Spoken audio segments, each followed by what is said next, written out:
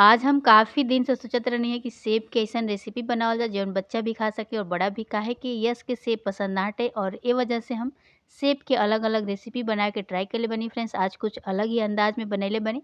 आजकल के बच्चन के ये समस्या बा कि फ्रूट्स खाए के आप लोग देव जा त उ ना खाई, त ए तरीका से अगर आप लोग बना के देव जा त हर बच्चा के ही पसंद आई।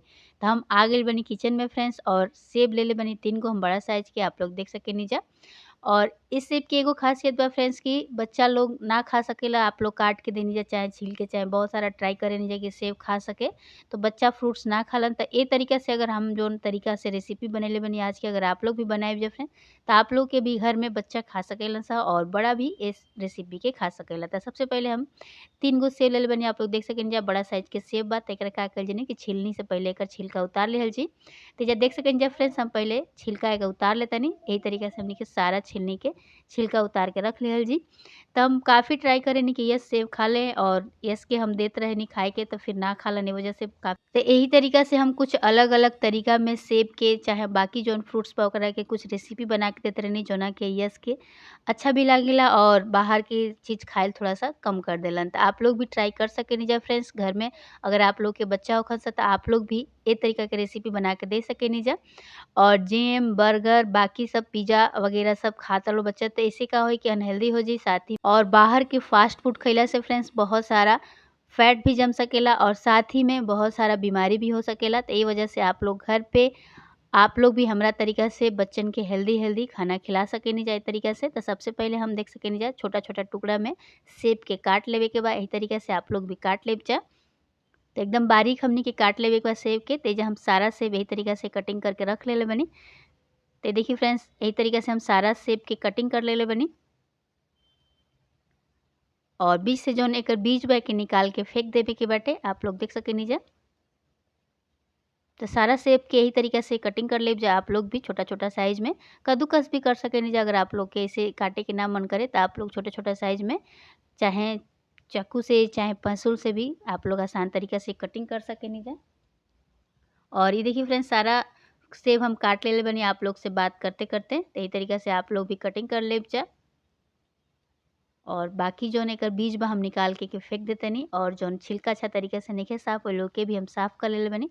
अब चलल जा गैस की तरफ। त सबसे पहले का कइल जी ना, कढ़ाई में थोड़ा-सा रिफाइन तेल डाल दिहल जी। आप लोग एके घी में भी बना सकेनी जा। त तेल हम डाल देले बानी, तेल के बढ़िया से गरम होखे दिहल जा। ये देखिए फ्रेंड्स, बढ़िया से जब तेल गरम होता आप लोग देख सकेनी जा, हल्का-सा 10 से 5 मिनट लागी और बढ़िया से आप लोग के तेल गरम हो जी। जब तेल हल्का-सा धुआँ मतलब में से निकले लागी त आप लोग समझ जाइब जा कि आप लोग के तेल गरम हो गइल बाटे। और ए तरीका से हम जैसे बनावत तनी फ्रेंड्स, स्टेप बाय स्टेप अगर आप लोग भी फॉलो करब जा त आप लोग भी पहली बार में सेब के चटनी बनावल सीख जाइब जा। और साथ ही में ई सब मतलब कि ई नइखे कि खाली छोटा बच्चन के ही मतलब पसंद आई, बड़े लोग के भी पसंद आई फ्रेंड्स। एक बार ज़रूर ट्राई करब जा हमरा कहला पे। बस अब तेल बढ़िया से गरम हो गइल बा, तब हमनी का कइल जी फ्रेंड्स कि हल्का-सा गरम मसाला डाल दिहल जी, जौन कि खड़ा मसाला हटे। थोड़ा-सा जीरा डाल दीजिए, कलौंजी भी आप लोग डाल सकेनी जा। अब सेब के हमनी कढ़ाई में डाल दिहल जी, बीच में एके चला लिहल जी, चला के कम से कम 10 मिनट एही तरीका से हमनी के भून लिहल जी। बीच-बीच में चलावत रहल जी एकरा के। और ये देखिए फ्रेंड्स, एही तरीके से चला-चला के हमनी के भून लेवे के बा सेब के। और एइजा हमनी का करे के बा ना कि सेब के हल्का-सा नमक डाल के गला लेवे के बा। त अगर आप लोग नमक डाल देब जा त जौन सेब बा हल्का-हल्का गले लगी। बीच-बीच में आप लोग एही तरीका से चलावत रहब जा और कम से कम 5 से 10 मिनट लाग जी और बढ़िया से हमनी के सेब गल जाई। त देखिए फ्रेंड्स, बढ़िया से गल गइल बा। त एइजा हम डाले तनी थोड़ा-सा हल्दी। हल्दी और नमक के साथ एकर कलर भी चेंज हो जी और साथ में आसान तरीका से गल जाई। अभी बढ़िया से गल गइल बा, तब हमनी के एइजा का कइल जी कि फ्रेंड्स डाल दिहल जी थोड़ा-सा कश्मीरी लाल मिर्च पाउडर। आप लोग तीखा लाल मिर्च पाउडर भी डाल सकेनी जा। बढ़िया से मिक्स कर दिहल जी। और एइजा थोड़ा-सा हमनी के एमे चाट मसाला भी आप लोग डाल सकेनी जा और भुना मसाला भी डाल सकेनी जा। त आप लोग के मसाला अगर में डाले के मन होखे त आप लोग भुना जीरा ही डालब जा। त एइजा हम चाट मसाला डाल देतानी, एसे का होई कि थोड़ा-सा चटपटा लागी। और अब का कइल जी कि चीनी डाल दिहल जी। त एइजा हम 2 बड़ा चम्मच चीनी डाल देले बानी, आप लोग देख सकेनी जा। अब का कइली कि मिक्स कर लिहल जी लौजी के एइजा। अब मिक्स करके बढ़िया से एके चला लिहल जी चटनी के। और ये देखिए फ्रेंड्स, एइजा हम डाल देले बानी।